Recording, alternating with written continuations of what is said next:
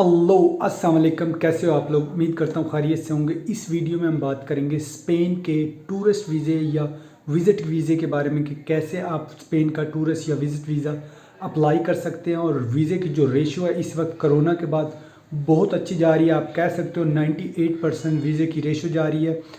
और visit visa आप इसको वर्क वीज़े में भी कन्वर्ट करवा सकते हो वहाँ जाके, और बहुत सारे और भी वे निकल आते हैं वहाँ जाके कन्वर्ट करवाने के। तो डिटेल में जाने से पहले सबसे रिक्वेस्ट करूँगा कि चैनल को सब्सक्राइब कर दो ताकि आने वाली वीडियो आप देख सकें। स्पेन जो कि एक यूरोपियन शेंजन कंट्री है, और आप कह सकते हो कि स्पेन का जो वीज़ा प्रोसेस है आलमोस्ट सेम दूसरे जो शेंजन कंट्री है उनकी तरह ही है। फॉर एग्जांपल पुर्तगाल है, आलमोस्ट जो मिलता जुलता है वो पुर्तगाल की तरह ही है। और अगर ओवरऑल देखा जाए तो सारे यूरोपियन जितने भी कंट्री हैं सबका जो वीज़े के जो डॉक्यूमेंट्स है आलमोस्ट सेम ही है। और जो स्पेन का वीज़ा है, जो इस वक्त रेशो आ रही है जिसकी वजह से मैं वीडियो बना रहा हूँ, तो स्पेन की जो एम्बेसी भी ओपन है इस वक्त, और स्पेन के वीज़े भी इशू हो रहे हैं, और वीज़े की जो रेशो है वो बहुत अच्छी जा रही है। आप कह सकते हो कि 98% रेशो है इसकी। जिसके डॉक्यूमेंट सही हैं उसके सबको वीज़ा वो दे रहे हैं, क्योंकि इस वक्त जो वीज़े की जो सिचुएशन ओवरऑल पूरी दुनिया में वो बहुत अच्छी है। अगर आप बाहर निकलना चाहते हो, कहीं जाना चाहते हो, तो ये बेस्ट टाइम है वीज़ा अप्लाई करने के लिए, चाहे वो विज़िट हो, वर्क हो, या फैमिली हो, या किसी और किस्म का भी वीज़ा हो। तो स्पेन का वीज़ा अप्लाई करने के लिए कौन कौन से डॉक्यूमेंट चाहिए विज़िट वीज़े के लिए। विज़िट वीज़े के लिए सेम डॉक्यूमेंट जैसे कि आपके पास पासपोर्ट होना चाहिए जो 6 माह के लिए वैलिड हो, आपके पास तस्वीरें होनी चाहिए, बैंक स्टेटमेंट 6 माह के लिए जो 6 माह की बैंक स्टेटमेंट होनी चाहिए, कम से कम उसके अंदर 8 से 10 लाख 12 लाख होने चाहिए। इससे ज़्यादा जितने भी हो इससे कम नहीं होने चाहिए। अगर आपका फ्रेश पासपोर्ट है तब भी 10-1 लाख रुपए होने चाहिए और आप अप्लाई कर सकते हो, इतनी कोई बात नहीं है। और फ्रेश पासपोर्ट पे भी वो वीज़ा दे रहे हैं अगर बैंक स्टेटमेंट अच्छी हो तो। जी हाँ, बैंक स्टेटमेंट बड़ी मैटर रखती है जो फ्रेश पासपोर्ट है उनके लिए। फॉर एग्जांपल अगर आपकी हिस्ट्री है, ट्रैवल हिस्ट्री है, आप विज़िट करते रहते हो दुनिया में, तो देन मैटर दूसरा हो जाता है कि इसका व्यू दूसरी साइड से हो जाता है। बट अगर आपका फ्रेश पासपोर्ट है तो बहुत मैटर करता है बैंक स्टेटमेंट। तो बैंक स्टेटमेंट होगी। इसके अलावा आपके पास होटल की बुकिंग होनी चाहिए, और होटल की बुकिंग के साथ फ़्लाइट की बुकिंग होनी चाहिए।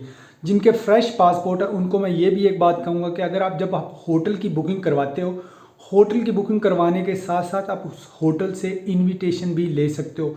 वो आई थिंक आपको 20-30 यूरो या हद 50 यूरो आपसे एक्स्ट्रा लेते हैं, बट वो आपको इनविटेशन दे देते हैं, जिसकी बिना पे आपको बहुत ज़्यादा फ़ायदा होता है। वीज़ा लगने के चांसेस 100% हो जाते हैं। एक तो आपके पास इनविटेशन आ जाता है स्पेन से, दूसरा आपके पास बैंक स्टेटमेंट आपकी अच्छी होती है। तो ये दो मेन चीज़ें होती हैं और इसका आपका वीज़ा लग जाता है।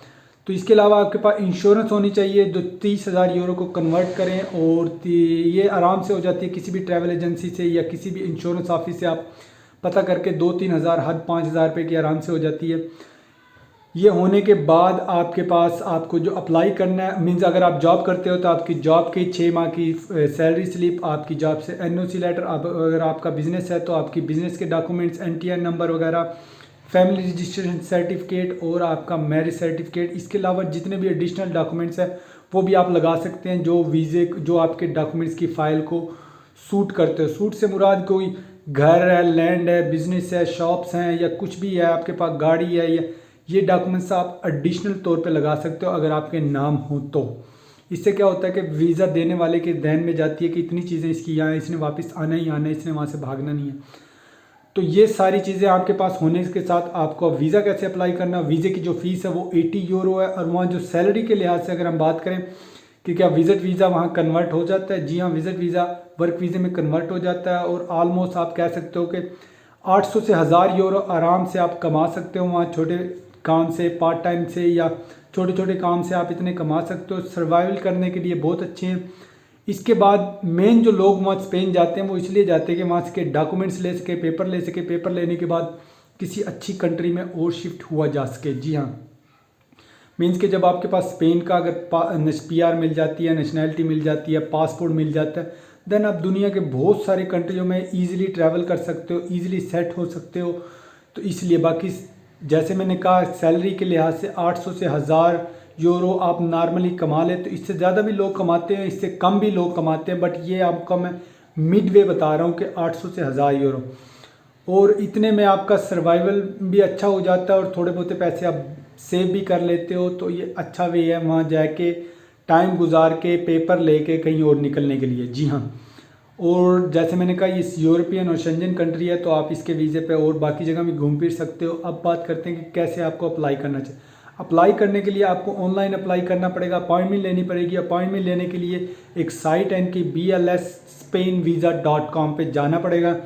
BLS पे जाके वहाँ जाके अपना अकाउंट बनाना पड़ेगा। अकाउंट बनाने के बाद आपको अपनी सारी इन्फॉर्मेशन वहाँ देनी पड़ेगी। इन्फॉर्मेशन देने के बाद अकाउंट रजिस्टर करके आपको वहाँ अपॉइंटमेंट पे क्लिक करना पड़ेगा। अपॉइंटमेंट पे क्लिक करोगे तो वहाँ डेट्स आ जाएंगी, कौन सी सूट आपको करती है या कौन सी उनके पास अवेलेबल है आपके लिए। 3-4 ऑप्शन, ऑलमोस्ट 3 ऑप्शन आ जाते हैं आपके लिए कि किस किस डेट में आप इंटरव्यू के लिए आना चाहते हैं। जी हाँ, मीन्स के आप सबमिट करवाने के लिए आना चाहते हैं। तो आपको जो डेट सूट करे आप उस डेट पे क्लिक करके अपॉइंटमेंट बुक कर लेते हो।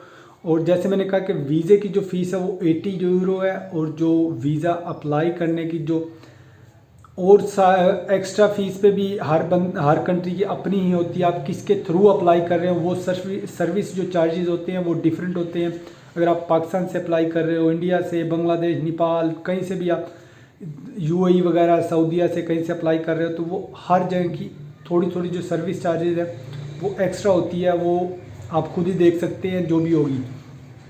बाकी जो वीज़े की जो फ़ी है वो 80 यूरो फ़ी है, जमा कराते हैं। और इसका जो रिज़ल्ट है वो आपको 15 से 20 हद 25 दिन में आपको रिज़ल्ट मिल जाता है। अगर आपका वीज़ा लगता है तो ओके हो जाती है, अगर वीज़ा नहीं लगता तब भी वो आपको बता देते हैं। बट जो इस वक्त कोरोना के बाद की जो सिचुएशन चल रही है उसमें ऑलमोस्ट हम कह सकते हैं कि ऑलमोस्ट सबके वीज़े लग रहे हैं, अगर आपकी फ़ाइल में कोई मसला नहीं है। फॉर एग्ज़ाम्पल कोई डॉक्यूमेंट्स आपका फेक नहीं है, या कोई डॉक्यूमेंट्स आपका मिस नहीं है, या कोई बैंक स्टेटमेंट आपकी अच्छी है, या कुछ भी है, बट कोई पेपरों में आपके मसला ना हो, तो एम्बेसी आपको वीज़ा देती है इस वक्त।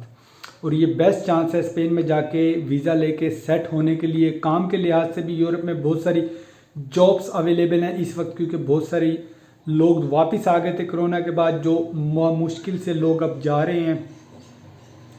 थोड़े थोड़े लोगों ने स्टार्ट भी किया जाना। तो अगर आप अप्लाई करना चाहें तो ज़रूर स्पेन बेस्ट डेस्टिनेशन है इस वक्त अप्लाई करने के लिए। फ्रेश पासपोर्ट वालों को भी यही कहूँगा कि आप आराम से ये वीज़ा अप्लाई कर सकते हो, आराम से ये वीज़ा आपको मिल सकता है अगर आप जाना चाहते हैं स्पेन, शेंजन, यूरोप के अंदर। होप कि वीडियो आपको इन्फॉर्मेटिव लगी हो तो चैनल को लाइक करना, शेयर करना, सब्सक्राइब करना। मिलते हैं आपको अगली किसी और इन्फॉर्मेटिव वीडियो के साथ, तब तक के लिए अल्लाह हाफिज़।